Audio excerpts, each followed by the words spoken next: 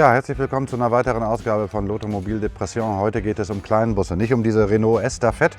Die kennt in Deutschland kaum jemand. Das war so ein Bus, der bis in die 80er Jahre gebaut wurde, von den 60ern angefangen. Aber in Deutschland ist natürlich der VW-Bus, der Bulli, das absolute Traumobjekt. Relativ teuer mittlerweile auch. Dieser sogenannte T3 ist schon ein absolutes Liebhaberfahrzeug mit fünfstelligen Beträgen, die man da ausgeben muss, um ein vernünftiges Exemplar zu kriegen. Wir zeigen euch dieses Auto gleich und zeigen euch mal, worauf ihr achten solltet, wenn ihr euch für so ein Auto interessiert.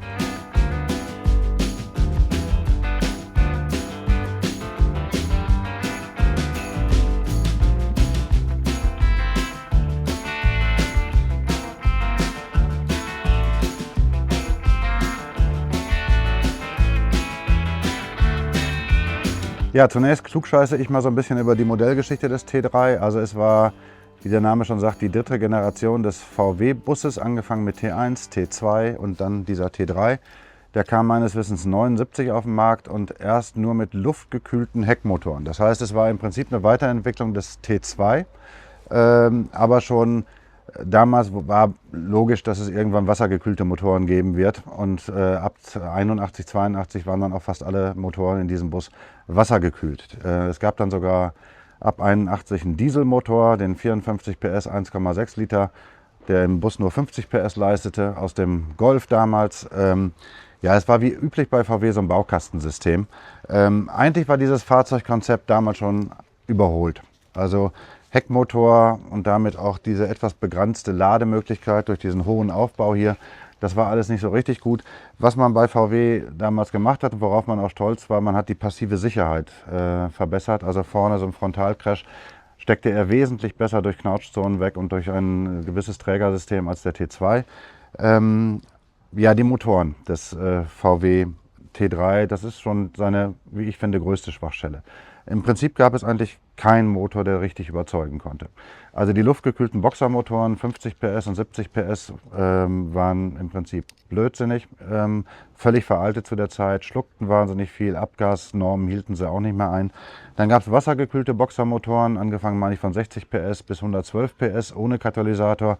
Und zum Schluss gab es dann noch einen 95 PS Wasser, der sogenannte WBX mit 2,1 Liter und 95 PS.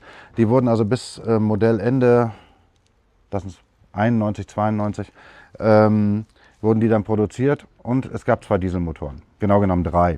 Also erst gab es den Saugdiesel mit, wie gesagt, 50 PS, 1,6 Liter, auf dem Aufbau und diesen Turbodiesel, den hat dieses Auto hier mit 70 PS und dann gab es zum Schluss nach Abbaujahr 88 ein 1,7 Liter mit 57 PS, der heute sehr gesucht ist, weil er eigentlich der standfesteste von allen Motoren ist.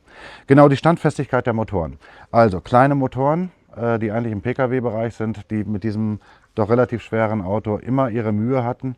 Gerade die 50 PS Varianten, Diesel oder Benziner oder 60 PS waren mit diesem Auto absolut überfordert. Weiß ich aus eigener Erfahrung, weil ich so ein Auto mal mit Saugdiesel hatte und habe da einen Umzug mitgemacht von Westdeutschland nach Berlin.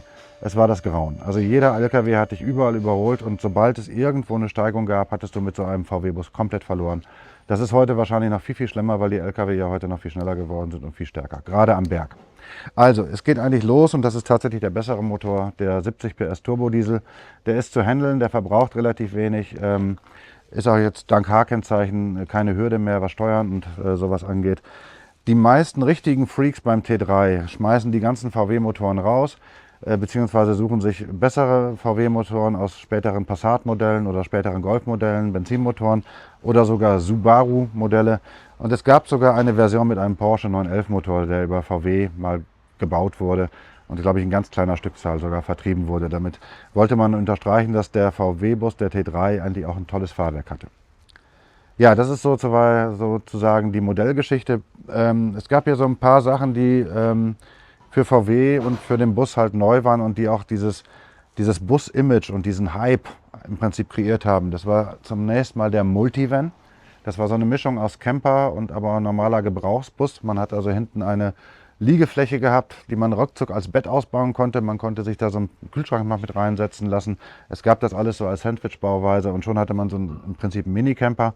Es gab, wie beim T2, auch über Volkswagen vertriebene Wohnmobile, die mit Hilfe von Westfalia gebaut wurden. California mit Klappdach, aber auch mit so einem Hochdach. Und die edelste Variante war der sogenannte Atlantik, der dann wärmedämmendes Glas hatte, nochmal ein bisschen feinere Ausstattung hatte und so weiter und so fort. Also diese 3 Modelle waren im Prinzip die gängigsten und die tollsten und auch heute gesuchtesten Modelle des T3. Das absolute Highlight war der Synchro. Das war also erstmals hat VW sozusagen einen Allradantrieb in diesem Bus eingesetzt. Das hat man schon mit dem T2 hat man das schon experimentiert, aber nie in Serie gebracht. Beim T3 gab es das dann in Serie. Da gab es eine Visco-Kupplung in der Mitte und dann wurden auch die Vorderräder bei einem gewissen Schlupf an den Hinterrädern mit angetrieben. Das hielt alles nicht so wahnsinnig lange. Es gab dann sogar auch Differentialsperren. Naja, und die blaue Mauritius unter den T3 ist der sogenannte Synchro 16 Zoll. Also der hatte ein richtiges Offroad-Fahrwerk, also höher gelegt nochmal, 16 Zoll Felgen, deswegen der Name, größere Räder. Und er hatte mehr Bodenfreiheit und es gab ihn halt auch mit Differentialsperren. Der war dann tatsächlich auch wirklich, ja, schon im Offroad-Bereich einsetzbar. Die Dinger sind heute richtig teuer, 30.000, 40.000 Euro, je nach Zustand, wenn man überhaupt einen kriegt. Das zweite ganz, ganz große Problem bei dem T3, noch fast größer als der Motor, ist sein Rost. Der T3 rostet leider überall und zwar an Stellen, an die man absolut schlecht rankommt. Und das zeige ich euch jetzt mal. Also die Konstruktion basiert darauf, dass man hier so einzelne Bleche hatten, die wurden dann zusammengeschweißt und mit so einer Karosseriedichtmasse verklebt und gesichert. Und hier setzt sich gerade bei Wohnmobilen, weil da so Kondenswasser reinkommt, immer wieder der Rost und dann blüht das hier so auf. Hier sieht man schon eine Stelle, da hat der Besitzer das mal übergeklebt, weil er es nicht mehr sehen konnte.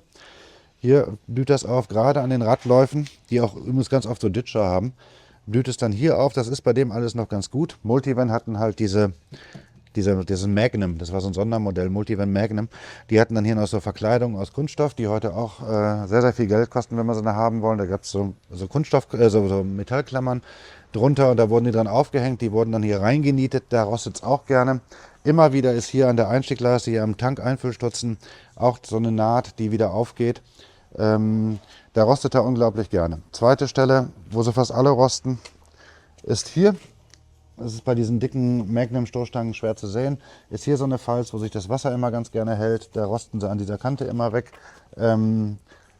Scheibenrahmen auch immer ein Problem. Sind sie hier am Wegrosten, auch hier wieder in diesen Nähten. Das zieht sich im Prinzip das ganze Auto durch.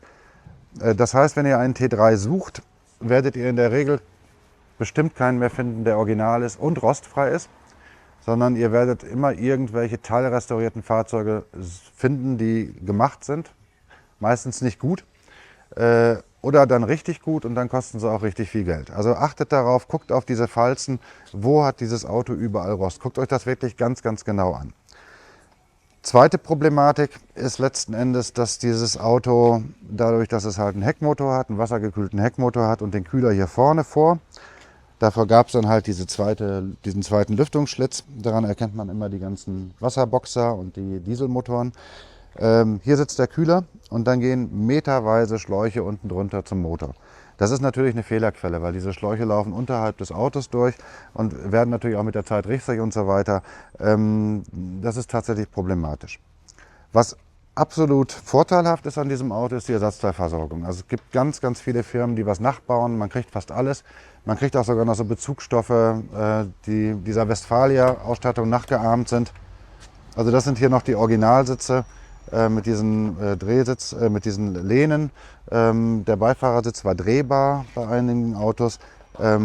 Innenausstattungskomponenten sind, glaube ich, auch mittlerweile schwer zu finden. Also hier original Türpappen. Genau, an diesem Auto erkennt man halt so ein paar Sonderausstattungen, die er hatte, die man dann halt für den Multivan oder für den California bekam. Also erstmal dieses gepolsterte Lenkrad, die Transporter hatten hier einfach nur so eine Hartschale. Dann dieses Ding hier, gepolsterte Armaturenbrettleiste, die wurde hier so aufgeklebt und draufgesteckt, ich glaube auch mit Schrauben verschraubt dann.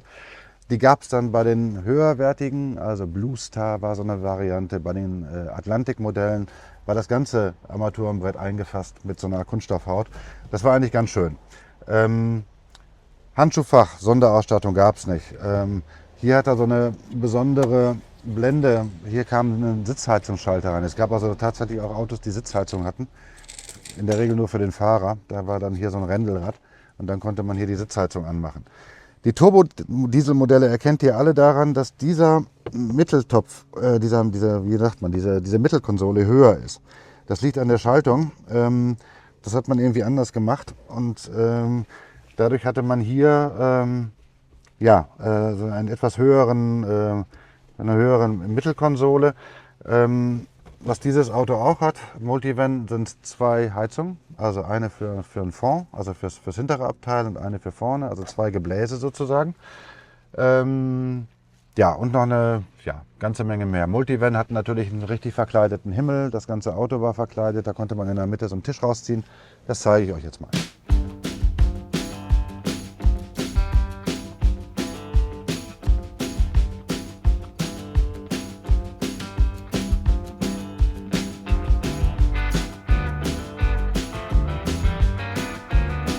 Ja, die Schiebetür, der Schreck eines jeden Campingplatzes, weil die immer laut ist. Ja, die ist beim Aufmachen laut und die ist auch beim Zumachen laut. Bei diesem Modell funktioniert die übrigens noch sehr gut. Da geht es auch darum, dass man die tatsächlich wartet. Also man muss diese Rollen, die läuft auf so Rollen, die sollte man immer einschmieren. Hier ist auch eine Rolle. Das Ding kann man relativ schnell abmontieren und kann das hier mal diese Schiene schmieren. Das sollte man immer machen, ein bisschen fetten, damit das alles immer einigermaßen geräuschlos geht. Genau, das ist hier weitestgehend ein Original-Multivan. Hier wohnt man tatsächlich drin. Das ist so ein Festivalbus. Ja, der Besitzer fährt damit immer zu Festivals und lässt es dann so richtig krachen. Dementsprechend sieht er auch aus, aber er ist noch gut erhalten. Also es gab da, seht ihr, so einen kleinen Tisch, den konnte man rausklappen. Da gab es noch so einen Notsitz, der dann während der Fahrt genutzt werden durfte, wenn es einen Anschnallgurt gab. Hier in der Regel saß diese Kühlbox. Die saß immer hier. Das ist keine Originale, aber die gab es auch original von Westfalia, die dann hier so saß. Und dann war hier sieht man schon, das ist ein Dreiersitz und den konnte man ratzfatz, wie es hier gemacht wurde, als Bett umbauen. Genau, dann gab es immer diese Lampe für den Multivan, die das Ganze alles erhellte. Mal gucken, ob die noch geht. Genau, diese wunderschöne Lampe mit einer Neonröhre. Das ist sowas von 80er, nichts LED, sondern das war eine Neonröhre. Und er hatte hier als Multivan und auch als Caravelle, das war dann so der Personentransporter, hatte er hier noch so Lüftungsschläuche. Es gab natürlich auch eine Klimaanlage und es gab halt man weiß ja gar nicht, was man noch alles erzählen soll. Es gab diese Version Karat. Ja, das war so eine ganz große Edelversion. Der hatte fast alles. Also der hatte dann Klimaanlage, Einzelsitze im Fond, da konnte man Leder bestellen und so weiter und so fort. Der kostete damals so viel wie, im Prinzip wie ein Porsche 911. Der war richtig teuer. Genau. Das war im Prinzip, also der T3 war wirklich unglaublich beliebt. Ist es heute auch wieder. Und es gibt, glaube ich, kaum jemanden, der so ein Ding mal nicht besessen hat, der irgendwie auf Busse steht. Auch ich hatte einen Turbodiesel, den hatte ich mir dann selber ausgebaut. Es gab damals von Westfalia ein sogenanntes Mosaikprogramm. Und da konnte man sich alle Komponenten irgendwie von den Eltern zu Weihnachten wünschen oder sich dann selber irgendwann zusammenarbeiten und konnte den peu à peu ausbauen. Und irgendwann hatte man den so weit wie so ein California. Westfalia hat auch selber Busse hergestellt, die nannten sich dann Joker und Club Joker. Dann gab es noch sogar den Yachtbauer Dela, der einen Dela Profi gebaut hat. Das war auch so ein Edelcamper mit so einem ganz speziellen Hochdach. Also es gab da unglaublich viele Facetten.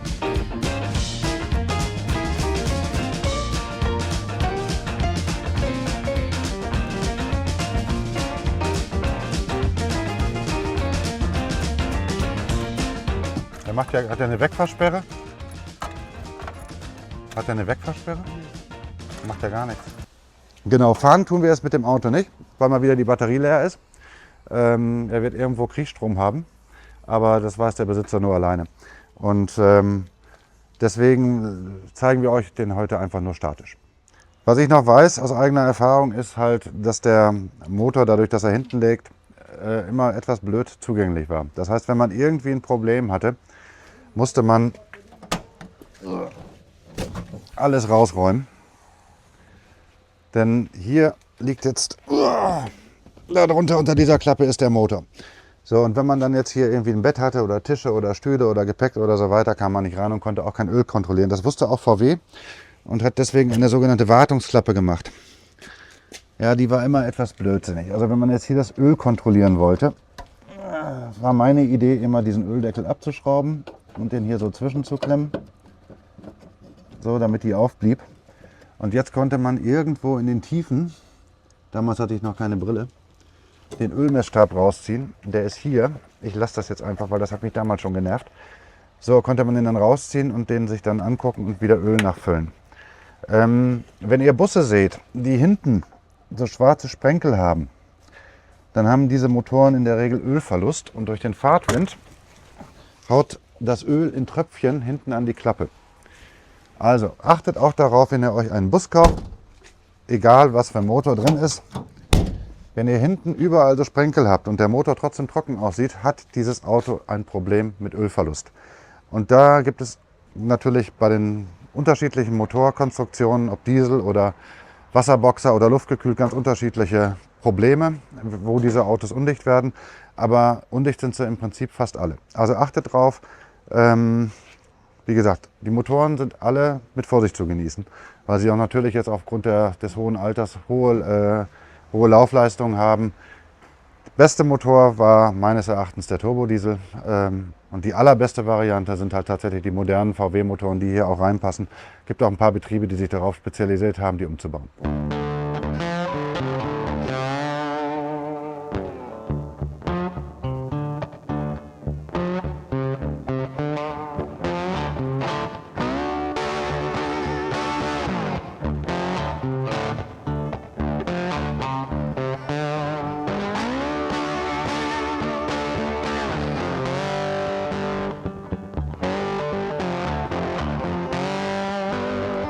Ja, mein Fazit zum T3. Es ist ein, wie ich finde, nach wie vor wahnsinnig sympathisches Fahrzeug. Es ist der letzte echte Bulli.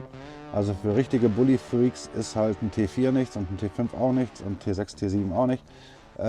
Das ist das letzte ehrliche Konzept mit Heckmotor, mit allen Problemen, die es dadurch gab. Aber er macht auch wahnsinnig Spaß zu fahren. Es ist heute tatsächlich irgendwie so ein Underdog-Auto. Es ist relativ lahm. Du bist eine Wanderdüne und auf der Straße, aber es macht tatsächlich Spaß, weil du sitzt im Prinzip wie in so einem Reisebus auf der Achse und du kannst dir einreden, du sitzt fast ein bisschen vor der Achse und hast davor also wirklich so ein richtiges Busgefühl. Ich habe das immer wahnsinnig gemocht. Und es gibt unglaublich viele Varianten. Du kannst ihn dir noch selber ausbauen, du kannst dir die ausgebauten Versionen kaufen, du kannst dir Original California, Multivan, Allradantrieb, Dela, Profi, ich weiß, es gibt ja vieles. Und es sind auch noch viele Autos auf dem Markt, so ist es nicht. Nur, sie haben natürlich alle so ihre Problemchen heutzutage. Und da achtet bitte ganz genau drauf, zumal diese Autos echt teuer sind. Ja, es ist nicht so, dass ihr so ein Auto irgendwie für 4.000, 5.000 Euro irgendwo schießen könnt und dann fahrt ihr damit. Also das bringt nichts. Man muss schon fast fünfstellig sozusagen anfangen und auch dann wird man noch seine Probleme haben. Also achtet drauf, Ersatzteilversorgung geht. Originalteile werden in Gold aufgewogen, also gerade so Ausstattungsteile, spezielle Ausstattungsteile, schwer zu bekommen und wenn zu bekommen, richtig teuer. Wenn so ein Auto läuft, wenn es gut gepflegt wurde, hat man lange Zeit viel Spaß daran. Und naja, es ist so ein bisschen meine Vergangenheit, deswegen bin ich immer ganz wehmütig, wenn ich in so einem T3 sitze. Bin da viel mitgefahren, war viel damit in Frankreich und naja, war so ein kleiner Surferbus. Hat damals sehr viel Spaß gemacht, aber das war halt 90er Jahre. Da gab es halt alles für den T3 und da waren die auch noch nicht so schlecht, weil sie einfach gar nicht so alt waren.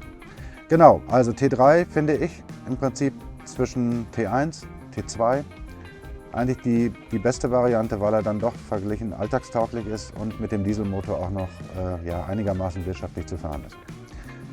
Genau, falls ihr Lust habt auf einen T3, wir werden sicherlich auch noch mehr über dieses Auto berichten und euch noch mal ein paar Sachen zeigen an diesem Fahrzeug, die uns aufgefallen sind. Aber fürs Erste war es das heute.